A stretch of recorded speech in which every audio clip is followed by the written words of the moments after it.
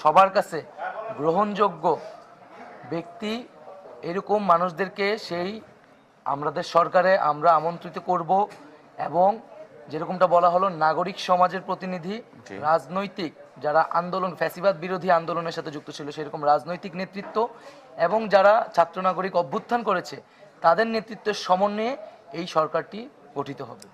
আমরা কিন্তু গতকালকে একটা খসড়া রূপরেখা আমাদের ফেসবুক পোস্টের মাধ্যমে জানিয়েছিলাম, যেটার চূড়ান্তটা আজ 8টায় ঘোষণা হবে। সেই খসড়া রূপরেখা যদি আমি একটু শোনাই, সেখানে জরুরি অবস্থা, সামরিক শাসন কিংবা এমন কোনো ব্যবস্থা যা ফ্যাসিবাদকেই সার্ভ করে তা ছাত্র জনতা মেনে নেবে না।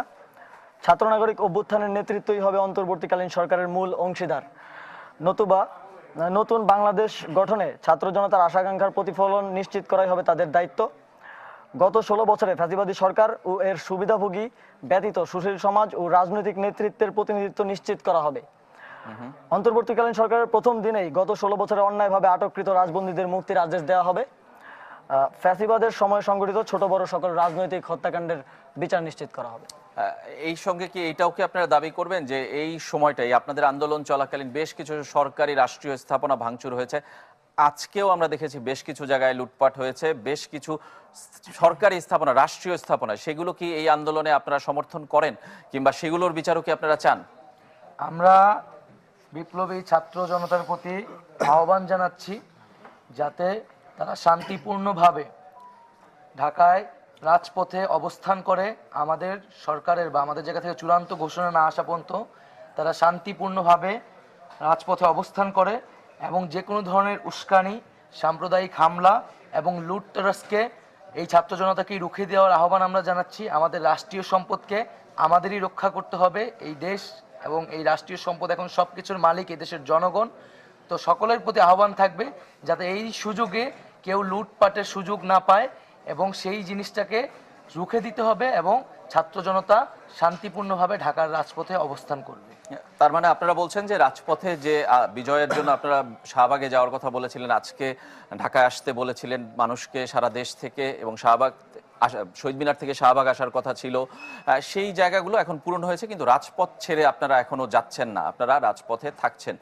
সেটা কি অন্তর্বর্তীকালীন সরকার গঠন হওয়া পর্যন্ত আপনাদের প্রস্তাবিত, নাকি তারপরেও আমি বলবো যে আসলে প্রতিদিন তো আসলে সম্ভব না হয়তো, কিন্তু সরকারের এই বৈষম্য দূর হওয়া পর্যন্ত আপনারা নজরদারির মধ্যে রাখবেন সবকিছু, এরকম ঘোষণাও আপনারা দিতে চাচ্ছেন?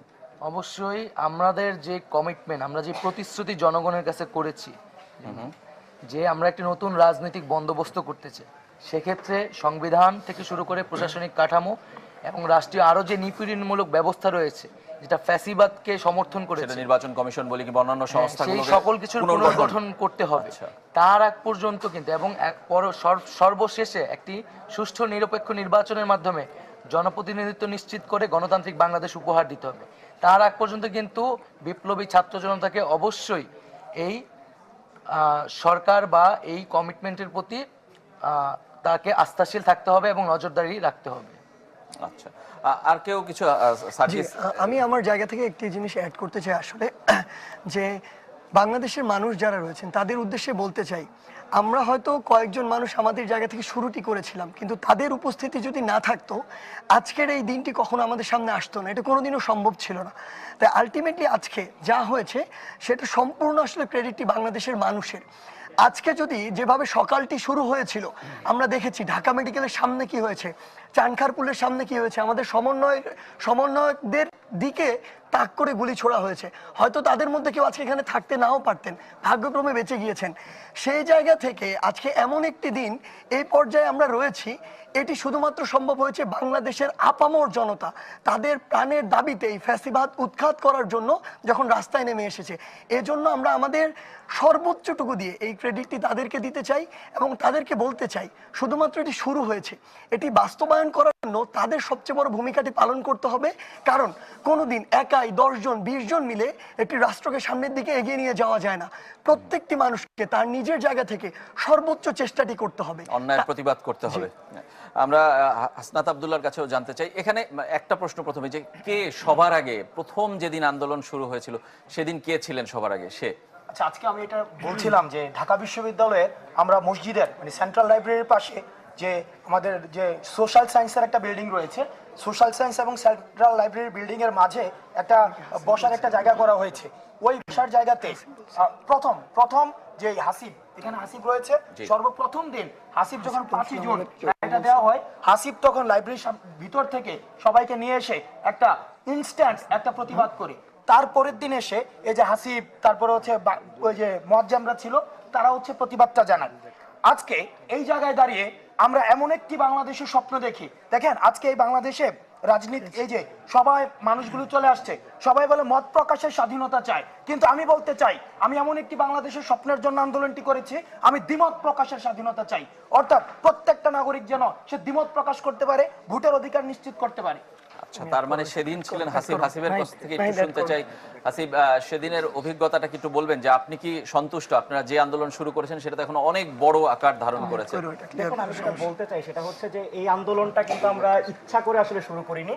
দেখেন হাইকোর্টের একটা রায়ের পরিপ্রেক্ষিতে কিন্তু আমাদের আন্দোলনটা শুরু হয়েছিল। আমরা শুরুতেই যখন হাইকোর্টের রায়টা আসলো আমরা আসলে খুবই হতাশ হয়েছিলাম। আমি বাকির ভাইকে পার্সোনালি ফোন করেছিলাম যে ভাই আসলে একটা প্রতিবাদ করা দরকার। তৎক্ষণাৎ হচ্ছে আমার যে বন্ধু আছে রিফাত রশিদ, তাকে আমি ফোন করে বললাম একটা ফেসবুক গ্রুপ খোলার জন্য। আপনারা সকলেই জানেন যে কোটা পুনর্বহাল চলবে না, একটি ফেসবুক গ্রুপ ছিল। এরপরে গ্রুপ থেকে ঘোষণা করা হয় লাইব্রেরির সামনে হচ্ছে সেদিন সন্ধ্যাবেলা আমরা মাত্র 4-5 জন ছিলাম। আসিফ ভাই ছিলেন, এখানে নাহিদ ভাই ছিলেন, এরপরে আরো অনেকেই ছিলেন ক্যাম্পাসের শিক্ষার্থীরা। আমরা ভাবতেছিলাম আসলে যে আমরা যে প্রতিবাদটা করব 4-5 জনে, আমাদের উপর কোনো হামলা হবে কিনা কিংবা আমাদেরকে মুক্তিযুদ্ধ বিরোধী বলা হবে কিনা, এই একটা শঙ্কা ছিল। এরপর আমি কয়েকজনকে নিয়ে সাথে নিয়ে আমি সেন্ট্রাল লাইব্রেরির মধ্যে প্রবেশ করি এবং সবাইকে যখন ডেকে আনলাম, নিচে বাকের ভাই এবং নাহিদ ইসলাম ভাই তারা স্লোগান দিতেছিল। এরপরে কিন্তু তাদের যে স্লোগান এবং আসিফ মাহমুদ ভাই তারা স্লোগান দিতেছিল এবং আমি লাইব্রেরির ভিতরে যখন ডাকলাম এবং নিচ থেকে যখন স্লোগান হচ্ছে, এই যে আমাদের একটা সম্মিলিত প্রচেষ্টা, এর মধ্যেই কিন্তু হাজার হাজার শিক্ষার্থীদের একটা স্বতঃস্ফূর্ত অংশগ্রহণ কিন্তু আমরা দেখতে পেয়েছি। এবং আমাদের যে আজকের যে আন্দোলনটা, আমাদের অনেক ভাইদেরকে গুলি করে হত্যা করা হয়েছে। রংপুরে আবু সাইদ ভাইকে আপনারা সবাই দেখেছেন যে কিভাবে গুলি করে হত্যা করা হয়েছে। মিরপুরের মুগ্ধ যখন পানি বিতরণ করছিল, তো সে পানি লাগবে কিনা জিজ্ঞাসা করতে করতে এরপর তাকে শহীদ করা হয়েছে। আমরা সকল শহীদের প্রতি শ্রদ্ধা জ্ঞাপন করছি এবং আমরা আমাদের চূড়ান্ত যে লক্ষ্যটা ছিল সেই লক্ষ্যটা আমরা কিছুটা হলেও অর্জন করেছি আমরা বলতে পারি আর কি। এবং আপনি মানে শুরুটা যে কোটা আন্দোলন থেকে হয়েছিল, একটা ভয় কাজ করছিল। আপনি বলছিলেন যে বাংলাদেশে একটা আন্দোলন করতে, প্রতিবাদ করতে গেলে এক ধরনের ট্যাগ লাগিয়ে দেওয়া কিংবা এক ধরনের একটা একমুখী করে ফেলা কিংবা একটা জায়গায় গোষ্ঠীবদ্ধ করে ফেলা, মানে আমি সেই জায়গাটা থেকে এখন এটা এত বিস্তৃত হয়েছে কিংবা এত প্রচার পেয়েছে, আপনারা নিজেরাও তো আসলে খুব পরিচিত মুখ হয়ে গেছেন। আমার খুব জানার ইচ্ছা ব্যক্তিগতভাবে যে আপনাদের নিজেদের পরিবার থেকে আসলে বাধার সম্মুখীন হয়েছিলেন না হননি? একটু জি প্লিজ মতামত শেয়ার করি।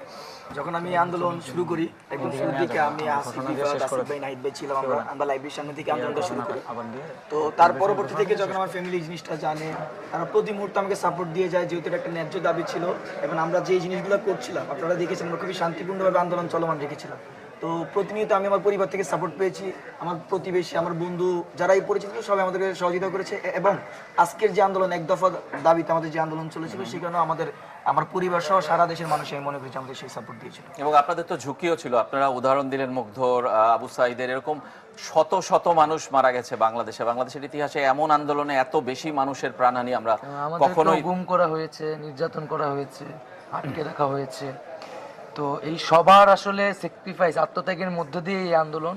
তো আজকের যে আমাদের প্রাথমিক অর্জন এবং এই যে আমাদের ছাত্র নাগরিক অভ্যুত্থান, সেটি হচ্ছে আমরা এই আন্দোলনে যারা শহীদ হয়েছেন, যারা হতাহত হয়েছেন এবং অংশগ্রহণকারী মুক্তিগামী ছাত্র জনতার উদ্দেশ্যে উৎসর্গ করছি। অবশ্যই তাদের জন্য আপনাদের কোনো চাওয়া কিংবা কোনো দাবি আছে কিনা, যারা মারা গেছেন, যারা আপনাদের এই আন্দোলনে ছিলেন, সঙ্গী ছিলেন? যারা এই আন্দোলনে শহীদ হয়েছেন তাদেরকে আমরা এই বাংলাদেশের জাতীয় বীর হিসেবে ঘোষণা করব এবং তাদের পরিবার এবং যারা হতাহত হয়েছে তাদের সকলকে রাষ্ট্রীয়ভাবে সুযোগ সুবিধা দেওয়া হবে এবং মর্যাদা দেওয়া হবে। মুয়াজ্জেম, আপনিও কিছু বলতে পারেন, সেদিন প্রথম ছিলেন, আপনি মাইক্রোফোনটা নিয়ে বলবেন কাইন্ডলি। জি, আমার হচ্ছে আমি সেকেন্ড দিন থেকে শুরু করি। আচ্ছা, আমি সায়েন্স লাইব্রেরি প্রতিনিধি হিসেবে আমি প্রথম জয়েন করি এবং আমার সায়েন্স লাইব্রেরি থেকে আমরা প্রথম মিছিলটা বের করি। তো আমি যেহেতু 46 বিসিএসে আমি রিটেন প্রত্যাশী, আমার সামনে রিটেন, তো আমাকে প্রথমে হলে যা নিষেধ করে দেয় ছাত্রলীগ এবং তখন আমাকে অনেক বেশি প্রেশার ক্রিয়েট করে, যার ফলে হচ্ছে আমার অনেক বেগ পেতে হয়েছে। আজকেও সকালে আমার চানখারপুলে আমার সামনেই 2 জন শিক্ষার্থী মারা যায়, আজকে সকালেই গুলিবিদ্ধ হয়। এবং এই সকল এক্সপিরিয়েন্স আসলে গতকাল আমার 3বার মানে বাসা এক্সচেঞ্জ করতে হয়েছে ঘুমের আতঙ্কে। তো যার কারণে আমি মনে করি আমার এক্সপিরিয়েন্সটা একটু ভীতিকর একটা পরিবেশ ছিল, কিন্তু এটা বাংলাদেশের মানুষের জন্য